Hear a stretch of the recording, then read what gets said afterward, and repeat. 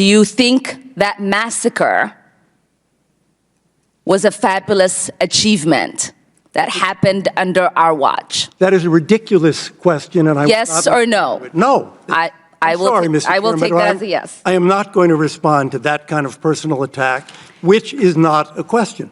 Yes, sir.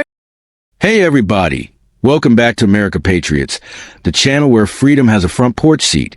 Coffee is always strong, and common sense still means something. Before we jump in, smash that like button like it's a malfunctioning seatbelt on a 1987 pickup. Hit subscribe so you don't miss future breakdowns. And drop a comment telling me whether Congress should be giving out Oscars for dramatic performances because, wow, you're about to see why. Ms. Omar. Thank you, Chairman. Thank you all for being here, and thank you for your testimonies. Mr. Adams, in 1991, you pleaded guilty to 2 counts of withholding information from Congress regarding your involvement in the Iran-Contra affair, for which you were later pardoned by President George H.W. Bush. I fail to understand why members of this committee or the American people should find any testimony that you give today to be truthful. If I can respond to that. It wasn't a question. That was not a question.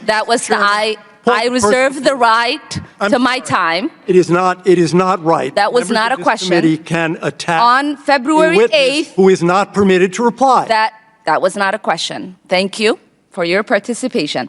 On February 8th, 1982, you testified before the Senate Foreign Relations Committee about U.S. policy in El Salvador. In that hearing, you dismissed as communist propaganda report about the massacre of El Mozote, in which more than 800 civilians, including children as young as 2 years old, were brutally murdered by U.S.-trained troops. During that massacre, some of those troops bragged about raping a 12-year-old girl before they killed them. Girls before they killed them. You later said that the U.S. policy in El Salvador was a fabulous achievement. Yes or no, do you still think so? From the day that President Duarte was elected in a free election to this day, El Salvador has been a democracy. That's a fabulous achievement. Yes or no, do you think that massacre was a fabulous achievement that happened under our watch? That is a ridiculous question, and I yes or no? No. I will take that as a yes. I am not going to respond to that kind of personal attack, which is not a question. Yes or no, would you support an armed faction within Venezuela that engages in war crimes, crimes against humanity or genocide, if you believe they were serving U.S. interest, as you did in Guatemala, El Salvador, and Nicaragua? I am not going to respond to that question. I'm sorry. I don't think this entire line of questioning is meant to be real questions, and so I will not reply. Whether under your watch, a genocide will take place, and you will look the other way because American interests were being upheld, is a fair question, because the American people want to know that anytime we engage a country, that we think about what our actions could be and how we believe our values are being furthered. That is my question. Will you make sure that human rights are not violated and that we uphold international and human rights? I suppose there is a question in there, and the answer is that the entire thrust of American policy in Venezuela is to support the Venezuelan people's effort to restore democracy to their country. That's our policy. I don't think anybody disputes that. The question I had for you is that does the interest of the United States include protecting human rights and include protecting people against genocide? That is always the position of the United States. Thank you. I yield back my time. All right, folks. Today we're reacting to one of the most spicy congressional hearings I've watched in a while. And trust me, I've seen family Thanksgiving fights with more decorum. This one stars Representative Ilhan Omar questioning Elliott Abrams. Yes, the Elliott Abrams, longtime diplomat, foreign policy veteran, and a man who's been around Washington longer than half the committee has been alive. And let me tell you, this hearing was something. You could practically see the popcorn popping. So Omar starts out by listing the man's entire Wikipedia page like she's narrating a true crime documentary. Everything except the dramatic music in the background.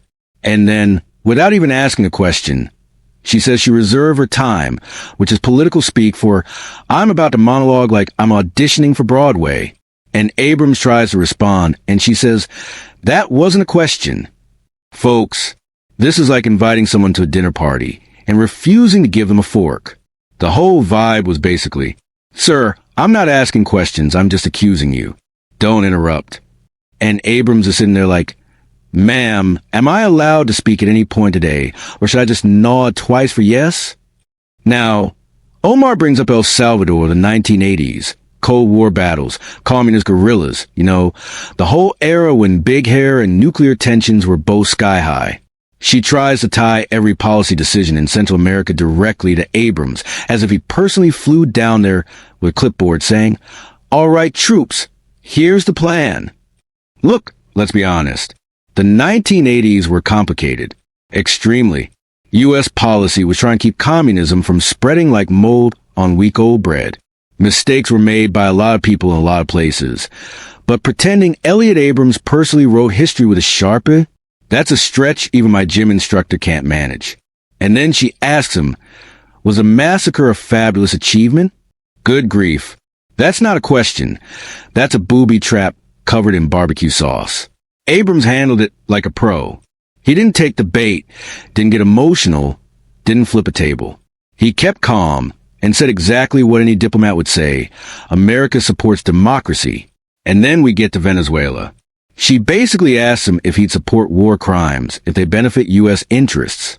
That's like asking your dentist, hey, quick question. Hypothetically, would you knock out all my teeth if it helped the tooth fairy's economy? The man can't answer that because the question itself is designed to make him look bad no matter what he says. But here's the thing, his actual answer, when she finally lets him get one in, is perfectly reasonable. He says America's position is to support the Venezuelan people in restoring democracy. That's it. That's the policy. Not secret invasion plans. Not international mustache whirling. Just democracy.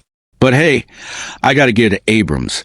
He kept his cool while being interrupted more than a weather reporter during a hurricane. And that is why I respect the man. You don't spend decades serving under multiple presidents, Republicans and Democrats, if you're some cartoon villain. He's a serious foreign policy guy who's seen more global crises than most of us have seen episodes of The Office. Look, you don't have to agree with everything he's ever done.